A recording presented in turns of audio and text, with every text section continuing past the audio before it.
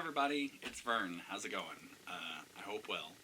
I don't know if you guys knew this or not, but we got a couch in the pink room, which is cool. And let me tell you something. It was a huge pain in the butt to get this couch up here, but we got it up here, and it's comfy, and it's probably going to stay here until the end of time. I hope you're all doing well. I hope you're doing the best you can. It's been chaos on a global scale, but it's also been chaos on a local scale as well. We've just we've had a lot of company since the beginning of the year, since before then even.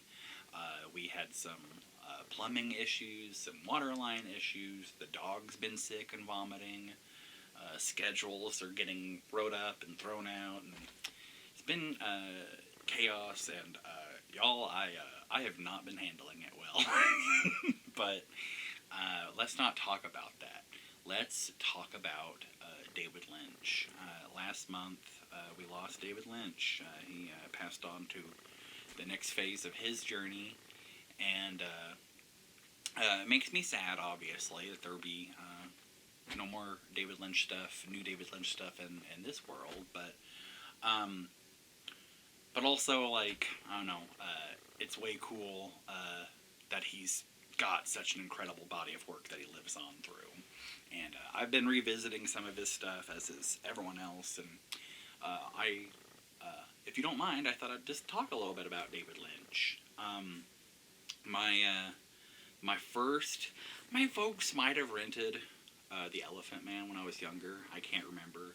But my first real, experience with David Lynch that I'm remembering, that I'm familiar with, that I remember, is someone who means a lot to me and meant a lot to me.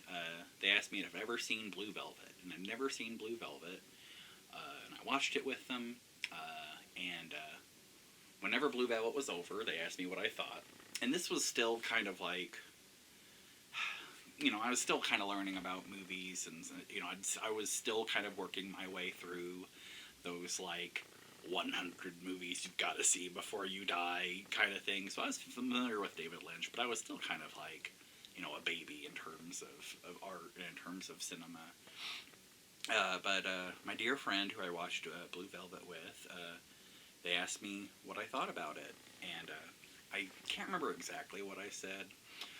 I said something to the extent of, that movie made me feel yucky, because, if you've ever seen Blue Velvet, you'd get it. But this friend of mine, they asked me something to the extent of, well, what if it was supposed to make you feel yucky? And which point did the filmmaker do a great job, or do a good job? And I was like, and so that got me interested in David Lynch. And just a few months after seeing Blue Velvet for the first time, in the year 2012, some stuff happened in 2012 that I've talked about a lot, which made running away to Twin Peaks a really, really wonderful, nice experience for me. Brought me a lot of comfort to see the citizens of a small town just go crazy after a terrible tragedy, because I was right there, and so I've been a huge Twin Peaks fan ever since. We've been in the middle of a very, very, very, very slow rewatch with a friend of ours, and getting ready to start The Return whenever they come back to us. But from Twin Peaks, I've seen all the other David Lynch films, and I've referenced him in my art. Pet Turtles, in the original draft of Pet Turtles, the mom passed away on February 24th, which is whenever Agent Cooper arrived in Twin Peaks. We ended up shooting the movie in December, and so the date got changed in the movie. But what didn't get changed is in the obituary in the movie, it it says that she was pronounced at Calhoun Memorial Hospital, which is the same hospital in Twin Peaks. And so, and I think there's some other Twin Peaks thing in Pet Turtles, but I cannot remember what it is off the top of my head. Whoopsie. But also, I've done Twin Peaks art, and I reference it a lot. I talk about it a lot. David Lynch is just he's an incredible special artist, and he's helped me with his art and with his kind of philosophy, kind of figure stuff out on my own. And a quote of his that I think about quite often is something to the extent of, why do people expect movies to make sense? Life doesn't make sense. And I was like, yeah. And so, all this to say, sad to have lost David Lynch in this world, but it's really cool how he's left behind such an incredible body of work that is singular and unique to him to remember him with.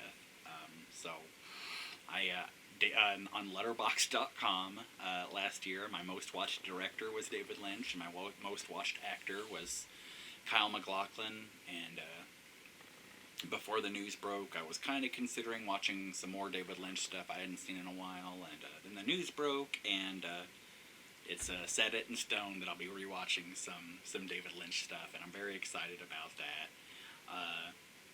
And just in general, excited for the future. Speaking of the future, and speaking of Pet Turtles, and speaking of chaos, and all these things, soon and very soon, my wife's going on a little bit of a vacation, and I'm going to have this whole place all to myself. And I'm going to do the same thing that I always do whenever I've got the place on myself, and just be a caveman. I'm very excited to make this place my home and work on outstanding projects. Outstanding being like they've been taking a long time, not outstanding in terms of quality, but you know, one can hope. But we've been talking about it with people more experienced and more knowledgeable than me, and kind of just reached the conclusion that, like, on top of, apart from all the, chaos in the world, the things that are causing me the most grief and sadness are just like the queue of things I have left to do. And so I'm dedicating this month to making art, to working on the movie, and to finishing up some other things, because the wife won't be here. I don't have as many opportunities to be a bad husband.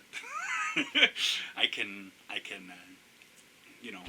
just hang out here and not be social, and and I'm really excited for her, and I'm excited for her vacation, and I'm hoping she has a blast. But I'm also just excited for a little bit of solitude, a little bit of quietness here at the house. Fingers crossed. I'm just going to be there on that computer that I'm pointing to off screen. I'm going to be here on this couch, drawing and editing and finishing up stuff. I'm hopeful to have what I'm referring to as a producer's cut of PT done. I've been talking about like the 97% cut, 98% cut. I'm hoping to finish a cut where it's just like, we can watch this, and all the things that are wrong with it are things that have not happened to it. It's not something where I'm like, oh, I need to lower that volume, or oh, I forgot to zoom in on this shot, or whatever. I'm hoping just to get that in a state of readiness, so I can. I say producer's cut. Essentially, I want a cut of the thing that can show to people that are not attached to the movie, and I don't have to be like, oh, sorry. So that's the big plan for February, as well as some little art projects, but mostly that. So I'm really excited about it. There's a line. As you probably know, may or may not know, I've been on quite a journey, and it's been really difficult. And there's been so many times with pet turtles, but also with art in general, where I have thought about throwing in the towel. Most definitely did throw in the towel. Where I did give up and then was prodded into not giving back up, or where I was thinking about giving up, or whatever. It's been a hell of a journey, and but there's a line in Wild at Heart, which is I think Twin Peaks: Return is my favorite David Lynch thing ever. It's an 18-hour long movie, and I think Twin Peaks in general is my favorite thing. But if I had to pick one David Lynch movie to that wasn't 18 hours, just like this is my favorite that I could sit down and watch just about any time, it'd be Wild at Heart. I think Firewalk with Me is a masterpiece, but it's a difficult watch, and sometimes I'm not always in the mood for it. But Wild at Heart, I'm always in the mood for Wild at Heart. And there's a line at that movie that I saw kind of earlier, I guess late last month, in January, because people were just sharing all sorts of David Lynch stuff online, and it was really cool. But there's a line in that movie where the Good Witch, as played by Cheryl Lee, tells Sailor Ripley, as played by Nicolas Cage, in Wild at Heart. She says, "If you're truly wild at heart, you'll chase your dreams. You'll pursue your dreams." And in January, I was really struggling. That was kind of whenever the chaos that we've been experiencing here at the homestead for the past 3 months, 4 months, it really kind of came to a head. And that was whenever I was at my most, I can't fucking handle this. And I saw that line, "If you're truly wild at heart, you'll follow your dreams." And I'm like, yes, that's right, you're right. And so I'm hoping just to kind of isolate, kind of hibernate, kind of just spend a lot of time up here and follow my dreams, pursue my dreams. I'm hoping we're really close, and I'm hoping to kind of get some outstanding stuff done, some things that have been taking a long time done, and kind of enjoy not having anything to do. That's part of my resolution for for this year. So fingers crossed. Anyway, I've been talking for way too much, and I'm gonna shut up now. I just hope you all are doing well. I hope you're all taking care of yourselves, and I hope that you're treating each other with kindness. Thank you all so much for your continued support of both me and this movie. I'm sorry it's taken so long, but I didn't realize just how much stuff was bothering me beyond just wanting to make a movie. And we've been getting that sorted out. So there's just one last thing. So fingers crossed. Anyway, take care of yourselves. I hope you're all doing well. I'll see you soon. Au revoir.